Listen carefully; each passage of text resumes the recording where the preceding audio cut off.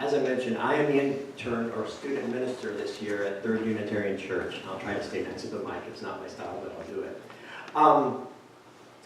And I was going to preach next Sunday on healing, and I still will. But as the story goes, I get to preach a little extra today. I'm going to use some of the things Lily had prepared in advance, but I'm also going to share a little bit about my understanding of this topic of personal healing that we're talking about today. Now, I'm all friendly and smiles today, but once upon a time, I was an angry young man. Late teens, early 20s. I thought that I had a mission to change everything, burn it all down and start over. Ever hear of anybody like that? Maybe some of you once were. Yes. I married very young, and by the age of 26, my wife and I had 2 young children, and that just made it worse. I was trying so hard to be a good parent, and I just didn't know how to handle stuff inside of me. My anger came from a painful childhood and an intensely religious family, and just the hardship of being a young father, and a college dropout at that, because I was too angry for college. But something very wonderful happened along the way. And I hope it was in part because I was listening to a voice in my head that said, this can get better. There is somewhere, someplace you can find the healing that you need. Although I wouldn't know if I would have called it healing. I would have thought, somehow things have got to change. Thinking that most of the changes were out there. But we're not realizing that one of the biggest changes is in here. In here. And I found my way with my wife and my children to a very caring community. And as we were plugging into them, I saw healthy families, for maybe the first time in my life, up close.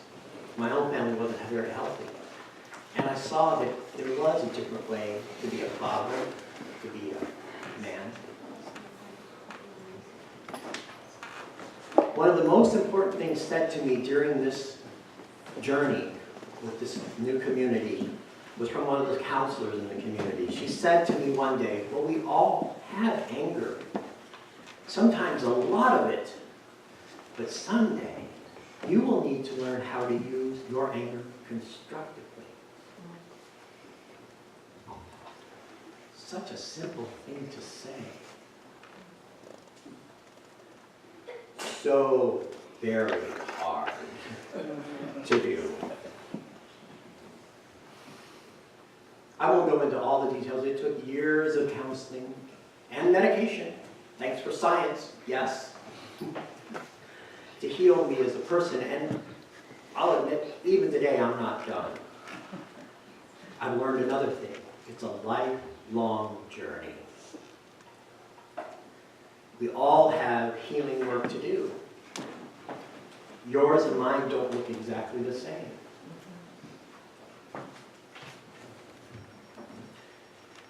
But for me, one of the key ingredients of that was finding a congregation, because it was a church, but it was a little bit more than a church, because there were healing people in there who knew how to heal and model and guide me. And a church that can heal and guide is one of the most important things, and I think Third Unitarian has been that for many of you, and I believe it can be that for many more people. And so, of course, it's serendipitous that we're talking about personal healing this morning, as Reverend Lily's accident yesterday puts before us the lessons that there are lots of risks and dangers in life. And I'm stepping into her shoes, and I don't feel prepared. But I am ready, and that is part of what I understand the calling to ministry to mean. Being ready even when you're not prepared. Being ready when the demands are hard and sudden and stretch you beyond what you feel prepared to handle. And sometimes we will fail. Even with the most strenuous, dedicated effort, we will fail. Someone famous, it may have been Mother Jones, but I couldn't find the quote this morning, said, try, fail. Try again, fail better. So one of the readings that Lily was going to use this morning, I read it, and it's an interesting story, and I'm going to read it in full here this morning. It comes from it was printed in the book Women Who Run with the Wolves by Clarissa Pinkola Estes. It's a Japanese folk tale called The Crescent Moon Bear. There once was a young woman who lived in a fragrant pine forest. Her husband was away fighting a war for many years. When finally he was released from duty, he trudged home in a most foul mood. He refused to enter the house because he had become used to sleeping on stones.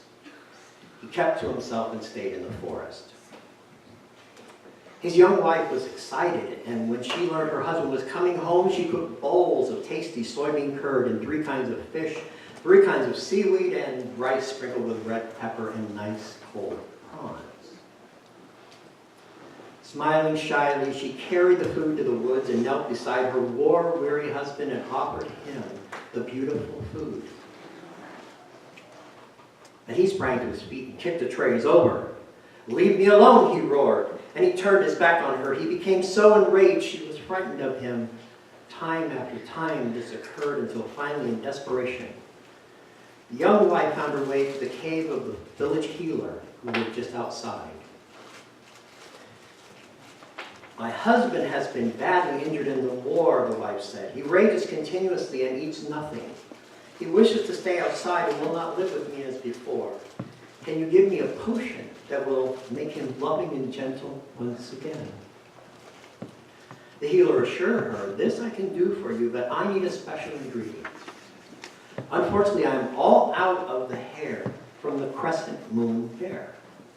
So you must climb the mountain, find the black bear, and bring me a single hair from the crescent moon at its throat. Then I can give you what you need, and life will be good again."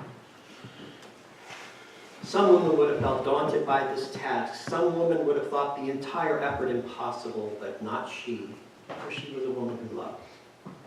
The next morning she went out to the mountain, and she sang out, "Arigato zaisho," which is a way of greeting the mountain and saying, thank you for letting me climb on your body. She climbed into the foothills where the boulders were like big loaves of bread. She ascended up to a plateau covered with forest. The trees had long draping boughs and leaves that looked like stars. "Arigato zaisho," she sang out. This was a way of thanking the trees for lifting their hair so she could pass underneath. She climbed till she saw snow on the mountain peak. A storm began and the snow blew straight into her eyes and deep into her ears. Blinded, she still climbed higher. And when the snow stopped, the woman sang out, "Arigato zaisho," to thank the winds for ceasing to blind her. She searched all day and night. Near twilight, a giant black bear lumbered across the snowfall. The crescent moon bear roared fiercely and entered its den. She reached into her bundle and placed the food she had brought in a bowl. She set the bowl outside the den and ran to the shelter to hide. The bear smelled the food and came lurching from its den, roaring so loudly it shook loose little stones. The bear circled around the food from a distance and then ate all the food in one gulp. The next evening, the woman did the same, but this time, instead of returning to her shelter, she retreated only halfway. The bear smelled the food, heaved itself out of its den, roared to shake the stars from the skies, tested the air very cautiously, but finally grabbed up the food. This continued for many nights until one dark blue night, the woman felt brave enough to wait even closer to the bear's den. She put the food in the bowl outside the den and stood right by the opening. When the bear smelled the food and lumbered out, it saw not only the usual food, but a small pair of human feet. The bear roared so loudly it made the bones in the woman's body hum. The woman trembled but stood her ground. The bear hauled itself onto its back legs, smacked its jaws, and roared so that the woman could see right up into the red and brown work of its mouth, but she did not run away. The bear roared even more and put out its arms as though to seize her, its claws hanging like 10 long knives over her scalp.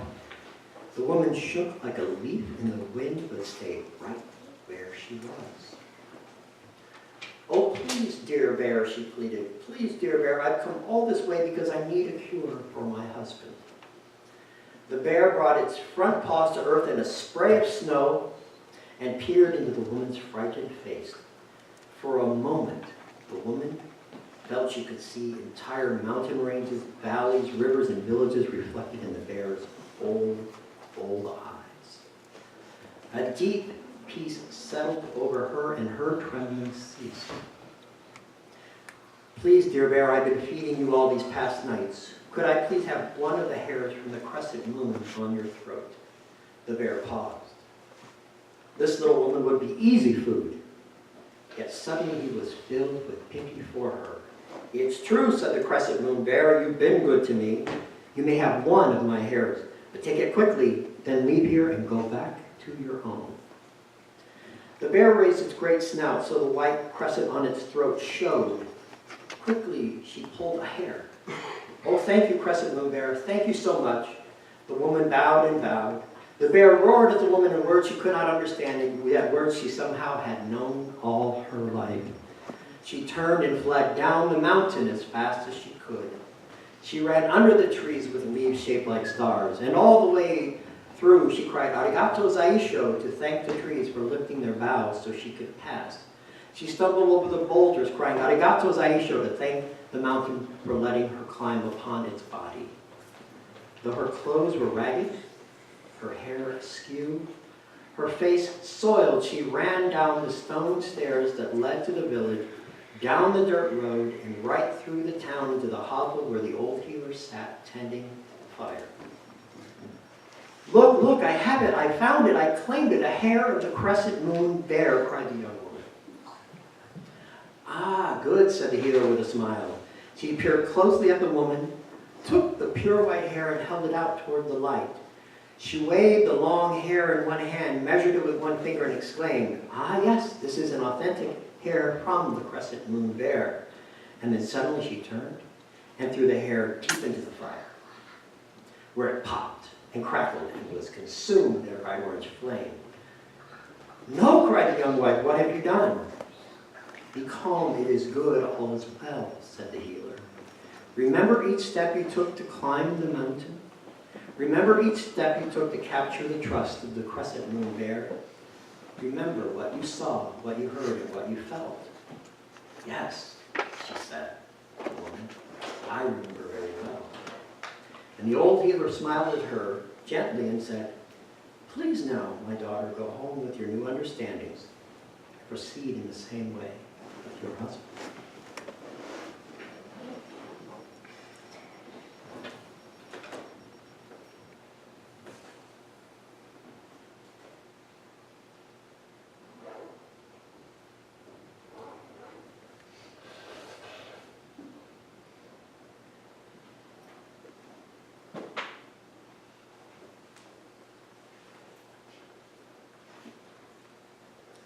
No shortcut to personal healing. And yet, personal healing is necessary for us to have the energy to heal others or make a real difference in the world. And that personal healing just happens to be good for us, too. Without the many years of work I did facing my own fearsome bear, I would never have been able to heal enough to be the kind of father I wanted to be for my children, the kind of husband I wanted to be for my wife, and the kind of minister of love in the world that also has been so long a deep desire. And so I close and say, may we all find the courage to seek healing. May we all listen to the voices of wisdom and compassion that can guide us closer to a life of wholeness. Let us forgive ourselves when we fail. Let us find the courage to begin again and again and yet